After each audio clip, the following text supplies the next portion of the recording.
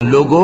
آؤ میں تمہیں وہ چیزیں پڑھ کر سناؤں جو تمہارے پروردگار نے تم پر حرام کر دی ہیں۔ ان کی نسبت اس نے اس طرح ارشاد فرمایا ہے کہ کسی چیز کو اللہ کا شریک نہ بنانا اور ماں باپ سے بدسلوکی نہ کرنا بلکہ حسن سلوک کرتے رہنا اور ناداری کے اندیشے سے اپنی اولاد کو قتل نہ کرنا، کیونکہ تم کو اور ان کو ہم ہی رزق دیتے ہیں، اور بے حیائی کے کام ظاہر ہوں یا پوشیدہ ان کے پاس نہ پھٹکنا، اور کسی شخص کو جس کے قتل کو اللہ نے حرام کر دیا ہے قتل نہ کرنا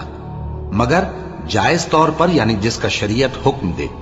ان باتوں کی وہ تمہیں تاکید کرتا ہے تاکہ تم سمجھو، اور یتیم کے مال کے پاس بھی نہ جانا مگر ایسے طریق سے کہ بہت ہی پسندیدہ ہو، یہاں تک کہ وہ جوانی کو پہنچ جائے، اور ناپ اور تول انصاف کے ساتھ پوری پوری کیا کرو۔ ہم کسی کو ذمہ دار نہیں بناتے مگر اس کی طاقت کے مطابق، اور جب کسی کی نسبت